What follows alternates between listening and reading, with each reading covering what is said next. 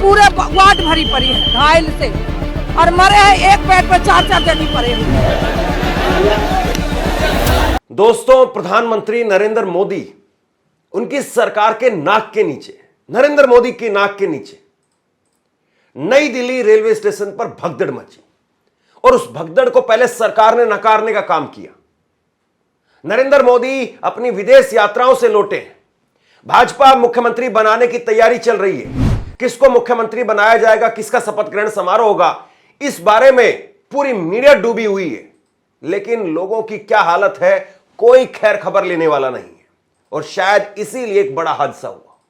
महाकुंभ में जाने वाले लोगों की भीड़ लगातार बढ़ रही है, और यह केवल एक स्टेशन की बात नहीं है, देश भर में ज्यादातर राज्यों में, ज्यादातर स्टेशनों पर यही स्थिति है। नई दिल्ली रेलवे स्टेशन पर पहले शुरुआत में सरकार ने नकार दिया कि कोई यहां पर भगदड़ हुई है, अफवाहें हैं मात्र। सबसे पहले तो ये जो नकारने की सरकार की तरफ से प्रवृत्ति है, इस अफवाह पर बैन लगना चाहिए। इसके बाद में धीरे धीरे खबरें निकल करके आने लगी, सोशल मीडिया पर लोग ट्वीट करने लगे, विजुअल निकल करके सामने आने लगे कि भगदड़ हुई है और भयंकर भगदड़ हुई है। फिर खबर निकल करके आने लगी कि 15 लोगों की मौत हो गई है, और अभी जब मैं खबर कर रहा हूं तो खबर आई है निकल करके सामने कि 18 लोगों की मौत हो गई है। ना जाने आंकड़ा कितना है। जिस सरकारी अस्पताल में शवों को ले जाया गया है, वहां पर पैरामिलिट्री लगा दी गई है, फोर्स लगा दी गई है। वहां पर लोगों को, पत्रकारों को अंदर जाने नहीं दिया जा रहा है। क्या हालात है, किस तरीके के हैं, पता नहीं। जो लोग वहां पर चश्मदीद हैं, जिनके परिवार के कुछ लोग अंदर हैं, वो देख करके आए, वो बता रहे हैं कि एक एक बेड पर 4-4 शव जो है वो रखे हुए पूरी रहते हैं। आपने अंदर कितने लोगों को देखा होगा घायल या मरे हुए? अरे इतने हैं, पूरे वार्ड भरी पड़ी है घायल से, और मरे हैं एक बेड पर 4-4 जनी पड़े हुए। हमारे देवरानी के साथ 2 बच्चे मरे पड़े हैं। अच्छा, आपने कितनी बॉडी देखी होंगी एक अंदाजा? बहुत भैया है, बहुत ढेर लग रहा है बॉडी के। कैसे देख पाए, देख ही नहीं पाते हैं, इतना है वहाँ। आपका नाम? खुद देखी हूँ मैं। आपका नाम क्या है? शोभा। कहाँ की रहने वाली है? मैं बिहार के रहने वाली हूँ। तो आपको कैसे पता चला कि आपकी देवरानी की मौत हो गई? मेरे देवर फोन करा, यहाँ ऐसे ऐसे बात हो गया, भगदड़ मच गया, मैं घायल हूँ, मेरे पत्नी खत्म हो गई।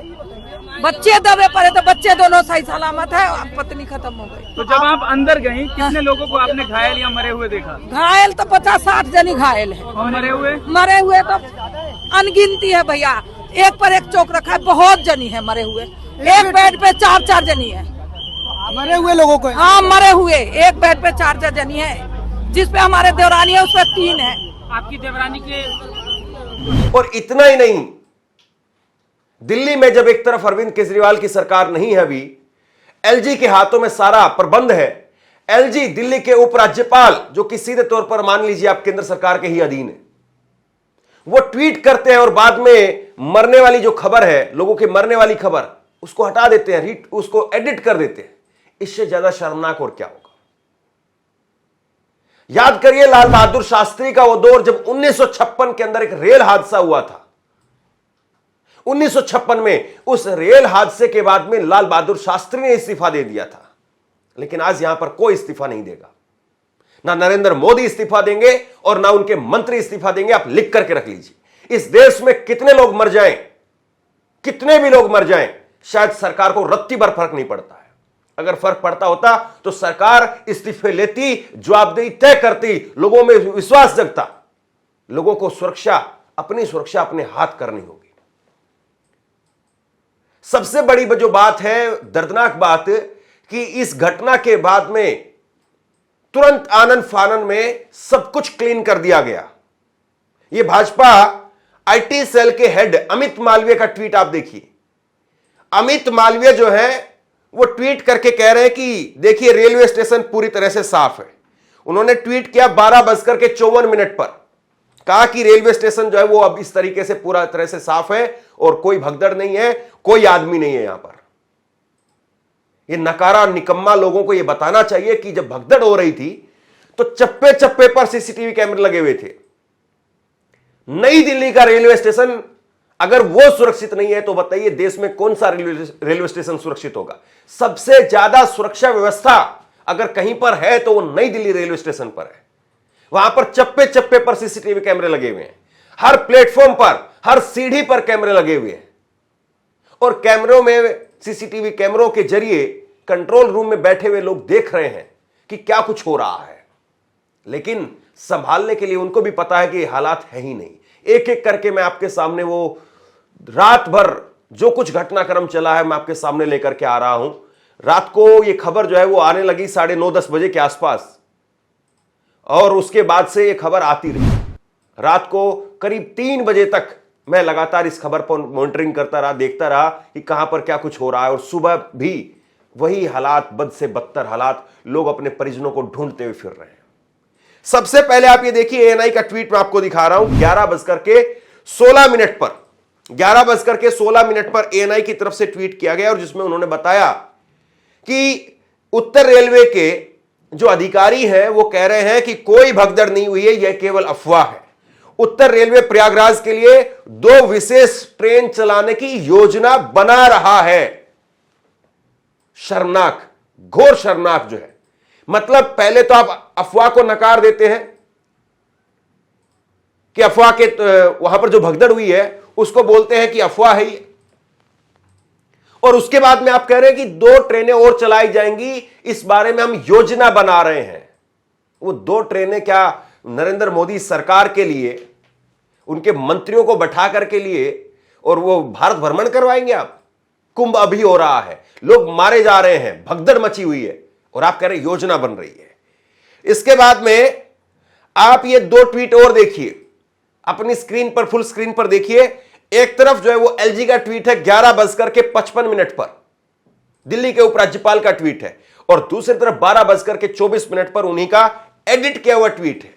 11:55 पर वो खुद कहते हैं कि कुछ लोगों की मौत हो गई है, दुखद हादसा है, इसके लिए दुख प्रकट करते हैं वो, लेकिन फिर उसके आधे घंटे के अंदर अंदर अपने ट्वीट को वो एडिट कर देते हैं और लोगों के मरने की खबर जो है वो हटा देते हैं। वहीं पर आप देखिए अश्विनी वैष्णव, रेल मंत्री, इन साहब को तो भारत रत्न मिलना चाहिए। इनसे बेहतर जो है वो रेल मंत्री शायद इस देश में कोई हुआ ना होगा। ये कह रहे हैं कि दिल्ली पुलिस पहुंच रही है, ये रात का ट्वीट है इनका, भगदड़ के समय पर। ये कह रहे हैं कि दिल्ली पुलिस पहुंच रही है, आरपीएफ पहुंच रही है। तो पहले कहां थी दिल्ली पुलिस, पहले कहां थी आरपीएफ? उन सीसीटीवी कैमरे में साफ पता चलता है भीड़ कोई आसमान से नहीं आई, ये कोई एकदम से बादल नहीं फटा कि बारिश इतनी हो गई हम लोग क्या करें। ये कोई प्रकृति की आपदा नहीं है, ये सरकार की आपदा है। और जो लोग चिल्ला रहे थे कि आपदा को हटाओ, दिल्ली बचाओ, वो देख ले जरा कहां पर आपदा आई है और कहां पर क्या हो रहा है। ये कोई बादल फट करके लोग नहीं गिरे वहां पर लोग जो है वो अंदर गए हैं। तो बाहर, रेलवे स्टेशन से बाहर जब भीड़ बढ़ रही थी, प्लेटफॉर्म पर भीड़ बढ़ रही थी, तो फिर आप क्या कर रहे थे?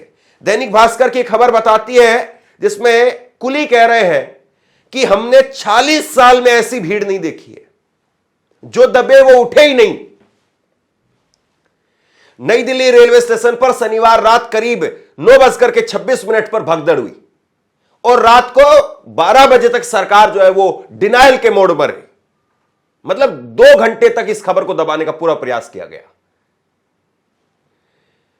इनमें 14 महिलाएं हैं, 3 बच्चे हैं, 25 से ज्यादा लोग घायल हैं और लोकनायक जयप्रकाश एलएनजेपी हॉस्पिटल ने इसकी पुष्टि की है। हादसा प्लेटफॉर्म नंबर 13, 14, 15 के बीच में हुआ। महाकुंभ जाने के लिए स्टेशन पर शाम 4 बजे से भीड़ जुटने लगी थी। सरकार खर्राटे ले रही थी, 4 बजे ही सरकार सो रही थी। रात को करीब 8:30 बजे प्रयागराज जाने वाली 3 ट्रेनें लेट हो गई, जिससे भीड़ बढ़ी और भगदड़ मच गई। यह स्थिति थी वहां पर, लगातार थी, और यह केवल नई दिल्ली की बात नहीं है, पूरे देश में यही हो रहा है। पूरे देश में ऐसे ही हालात हैं, लेकिन कोई संभालने के लिए तैयार नहीं है। इसके बाद में देखिए आप, एएनआई की तरफ से ट्वीट किया जाता है 12:28 पर, जिसमें एलएनजेपी अस्पताल ने 15 लोगों की मौत की पुष्टि की। 9:30 बजे से 3 घंटे लग गए लोगों को यह बताने में कि हां लोगों की मौत हुई है। मैं पूरी रात जो इस खबर पर मॉनिटरिंग करता रहा। इसके बाद में आप देखिए उत्तर रेलवे के अधिकारी हैं, डीसीपी, वो कह रहे हैं कि दो ट्रेनों के देरी से चलने से यात्रियों की अधिक संख्या के कारण भीड़ बहुत अधिक हो गई, कुछ लोग घायल हुए। फिलहाल स्थिति नियंत्रण में है। 15-20 मिनट के अंतराल में भारी भीड़ के कारण यह स्थिति हुई और यह तब हुआ जब एक विशेष ट्रेन की घोषणा की गई। लोग उस ट्रेन को पकड़ने की कोशिश कर रहे थे। मतलब सीधे तौर पर अगर आप इस चीज को देखें, डीसीपी के बयान को देखें, तो डीसीपी इस बात को कह रहे हैं। अब डीसीपी के बयान को तो कम से कम हम एक पुख्ता तौर पर मान सकते हैं ना। सरकार में तो कोई बयान नहीं दे रहा। नरेंद्र मोदी ने रात को 12 बजे के बाद में एक ट्वीट किया कि मेरी संवेदनाएं हैं। फिर उसके बाद में रेल मंत्री ने कहा कि हमने हाई लेवल मीटिंग कमेटी बैठा दी है। लेकिन डीसीपी के इस बयान को अगर आप देखें तो समझिए, डीसीपी जो है वो कह रहे हैं कि 15-20 मिनट के अंदर ही भीड़ बढ़ गई। आप यकीन कर सकते हैं 15-20 मिनट में एकदम से भीड़ आ जाएगी। कोई ऐसा था कि वहां पर जो है वो स्कूल की छुट्टी हुई है कि 15-20 मिनट में एकदम से लोग आ गए। वहां पर लगातार लोग आ रहे थे, लगातार, और रोजाना आ रहे हैं। 1 महीने से लोग आ रहे हैं। कल ये संख्या बढ़ने लगी क्योंकि लोगों में आपने प्रचार कर दिया 144 साल में पहली बार कुंभ हो रहा है। 144 साल में पहली बार कुंभ हो रहा है और उस कुंभ में आपको जाना है। आप नहीं जाएंगे तो फिर भाई देशद्रोही हो जाएंगे। ऐसे बाबाओं पर केस होना चाहिए। धीरेन्द्र शास्त्री जैसे लोग जो है उन पर केस होना चाहिए, जिन्होंने ये बात कही थी। आज उनकी वजह से लोग जो है किस तरीके से परेशान है, ये सब देख रहे हैं। इसके बाद में देखिए एक चश्मदीद कह रहे हैं कि नई दिल्ली रेलवे स्टेशन पर कोई आरपीएफ या पुलिस नहीं थी। स्टेशन पर भारी भीड़ थी। 30 से अधिक लोग घायल हो गए। मेरे रिश्तेदार को अस्पताल में भर्ती कराया गया है। ये हालात है वहां के, ये स्थिति है वहां की। ये मेट्रो पुल भी बंद हो गया।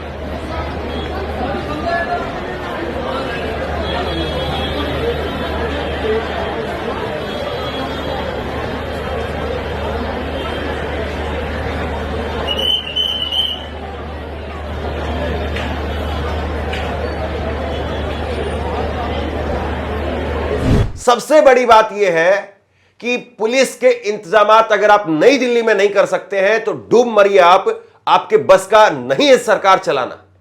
आप सरकार चला ही नहीं सकते। आपकी स्थिति नहीं है सरकार चलाने की अगर आप नई दिल्ली के अंदर इंतजामात नहीं कर पा रहे हैं तो। और सोचिए जरा इस बात को, क्या किसी ने इस बात को सोचा है कि छठ पूजा पर जब अकेले एक बिहार का आदमी जाता है, पूर्वांचल का आदमी जाता है, तो स्थिति खराब हो जाती रेल स्टेशनों की। तब फिर स्पेशल ट्रेनें चलानी पड़ती है। यहां पर तो उत्तर प्रदेश, बिहार, बंगाल, हरियाणा, राजस्थान, मध्य प्रदेश, गुजरात, महाराष्ट्र, कहां से लोग नहीं आ रहे हैं। पूरे देश से लोग आ रहे हैं। और आप कह रहे हैं 100 करोड़ लोगों की हमने व्यवस्था की है। 50 करोड़ लोग पहुंच गए हैं। रोजाना आंकड़े बताए जाते हैं कि आज 15 करोड़ लोगों ने स्नान किया, 10 करोड़ लोगों ने स्नान किया, 2 करोड़ ने स्नान किया, 15 लाख ने स्नान किया। रोज आंकड़े सरकार लेकर के आती है। तो तैयारी क्या है आपकी? जब आप एक छठ पूजा जैसा एक त्योहार, उस पर आप भीड़ को कंट्रोल नहीं कर पाते हैं, उस पर आप ट्रेनें नहीं चला पाते हैं, तो आप जो है इतने बड़े आयोजन में जो है वो अपनी बहादुरी दिखा रहे थे कि हमने 100 करोड़ लोगों का इंतजाम किया है। नरेंद्र मोदी कल रात को, ये ट्वीट देखिए आप, नरेंद्र मोदी ने खुद से ट्वीट किया है। कल रात को नरेंद्र मोदी जब वहां पर भीड़ बढ़ रही थी, उस वक्त में नरेंद्र मोदी एक कार्यक्रम में, एक चैनल के कॉन्क्लेव में जाते हैं और वहां पर जाकर के अपना भाषण देते हैं।